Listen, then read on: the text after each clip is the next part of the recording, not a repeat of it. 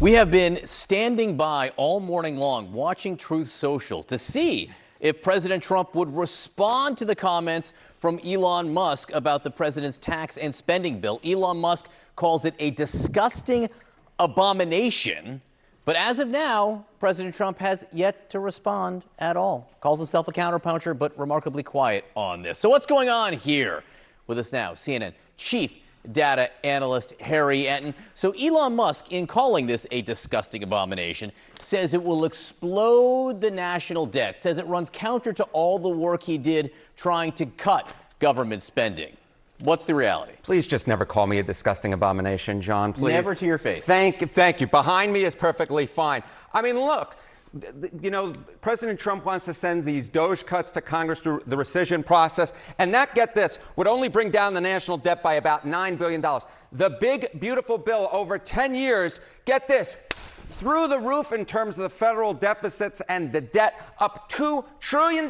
You don't have to be a mathematical genius to know that $9 trillion doesn't come anywhere close to $9 billion comes anywhere close to $2 trillion. So all of DOGE's work that they would send, at least a part of it, to Congress gets completely wiped out, wiped off the map by the big, beautiful bill. No wonder Elon Musk is so upset. So, as I said, he's taking on this bill. He's mostly critical of Congress here. In a battle between Elon Musk and Congress, who wins? Yeah, who wins between Elon Musk and Congress? Well, look, Elon Musk is a very popular guy amongst Republicans, a plus 63 net favorability rating. Beats Mike Johnson at plus 46, who, of course, is the Speaker. How about John Thune, the Republican leader in the Senate? Only a plus 30. So if Musk is taking on these two gentlemen, it's not a fair fight. Elon Musk is a very popular dude. But he is nowhere close to where Donald Trump is within the Republican ranks. Look at that, a plus 79 net favorability rating. So if Donald Trump decides to turn his fire on Elon Musk, that is a fight that Elon Musk, simply put, cannot win. If Donald Trump stays out of it, he stands a pretty good chance, Elon Musk does, against Johnson and Thune. It's interesting because, again, I've said Trump has been quiet Yes. so far this morning. I wonder if he'll look at this segment, he's a big Harry Enten fan, and say, you know what? Many are. My popularity is a lot greater than Elon Musk right now. Maybe I should weigh in. I'll be interested to see if he stays quiet on Truth Social all day. On the issue itself, Harry, when Elon Musk is criticizing the debt and deficits here, how much do voters really care? Republican voters. They don't care. They don't care. I mean, look, cut taxes even if the deficit increases. You know, you go back 33 years ago, it was just 22% who said cut taxes even if the deficit increases. But the party of fiscal responsibility is no more. Now 74% of Republicans say cut taxes even if deficit increases. So if Donald Trump, more popular than Elon Musk, sticks his neck out, the Republican voters will absolutely be with him because they believe cut taxes even if deficit increases, quite different than the way they were in the early 1990s. You were no disgusting abomination. You were a glorious miracle. You too, my friend. Thank you, Harry Enten. Appreciate it. In just a few hours, President Trump is going to host key Senate Republicans from a crucial committee at the White House as he pushes forward on his so-called big, beautiful bill, or disgusting abomination, which is how Elon Musk described it. So according to the president's biggest financial backer, that bill is precisely that. The world's richest man hopped on X Tuesday to call it massive, outrageous, and pork-filled, and says it will add to America's deficit. The social media assault on the bill from one of the president's biggest supporters caught House Speaker Mike Johnson off guard. My friend Elon is terribly wrong about the one big beautiful bill. Elon is missing it, okay? And it's not personal.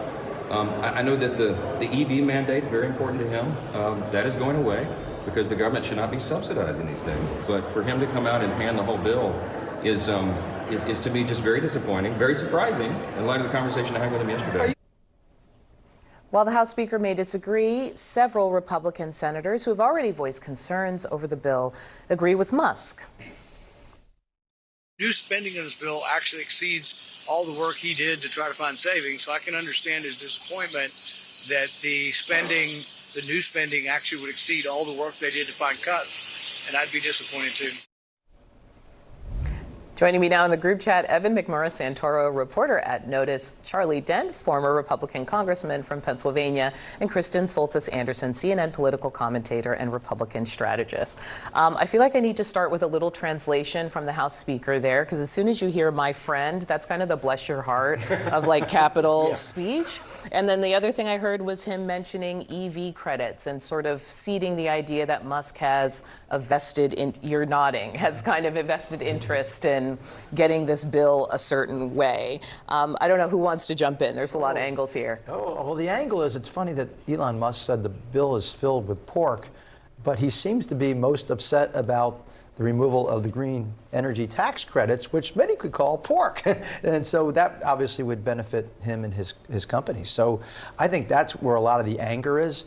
It's over those green energy provisions. Yeah. Although it's likely that the Senate may restore many of those provisions. So maybe Elon Musk will say something nice if they restore them. And of course, this is happening just after his exit from the White House. And so there's so much speculation about their relationship. But how do you think this actually, how does this affect this congressional legislation? Well, I think what you said about Mike Johnson is totally right. You know, that was that classic, like, you know, my friend Elon.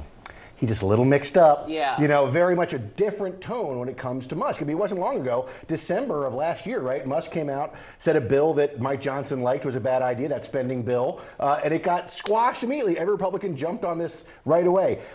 It does not feel like that is where things are going right now. I can say that I have not talked to anyone, my colleagues at Notice, not talked to anybody who thinks that Elon's going to kill this bill with this tweet. It makes sense given his public polling. Like, he is a very unpopular figure now, but it hadn't been the case with Republicans. Now I'm in your territory polling. Okay, Kristen, don't sit there with your hands crossed letting me ramble. So Donald Trump is more influential and powerful with Republican politicians than Elon Musk is. And if back in December there were questions about who really is the voice of influence and power, I think that's all been very clarified by the last couple of months.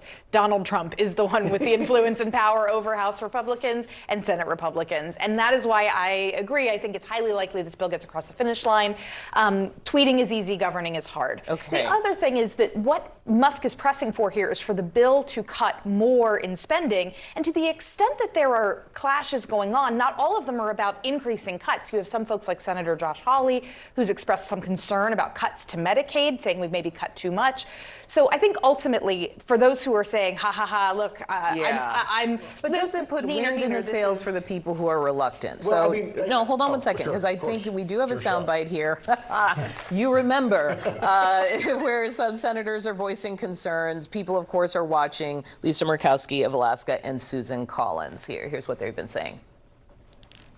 What we've been hearing mostly from Alaskans is on the Medicaid side, concerns that there may be significant cuts to Medicaid that would further deny access to health care. But it looks like PEPFAR has been cut, and I consider that to be possibly the most successful public health program that has ever been used in Africa and other parts of the world. So I do not support the reduction of PEPFAR.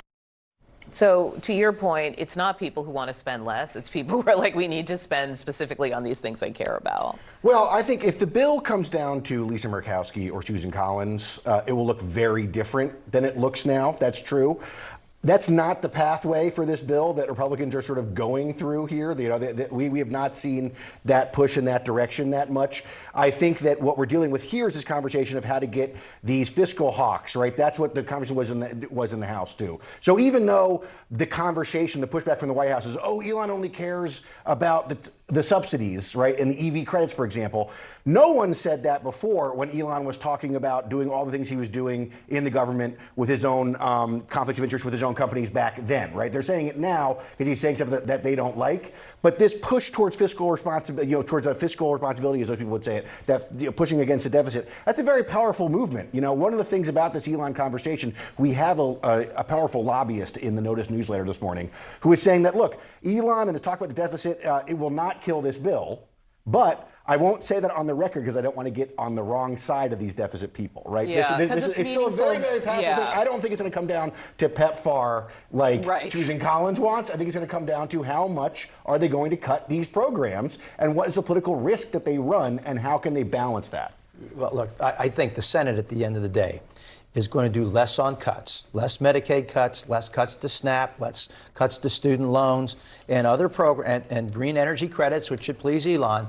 And they're going to do less on the SALT deduction. They're not going to do a $40,000 deduction. Yeah, this is a cap for state and local tax deductions. So just expect that. So the fiscal hawks are probably going to be very disappointed with what the Senate advances. And by the way, it's really rich, though, that Elon is complaining about the pork when, what he's complaining about are things that would actually add costs to the bill by restoring the green energy tax credits, which the Senate will likely do. But that seemed to be his primary complaint. Yeah, and to be clear, in this process, it goes back to the House because this is a reconciliation bill, so this conversation is far from over.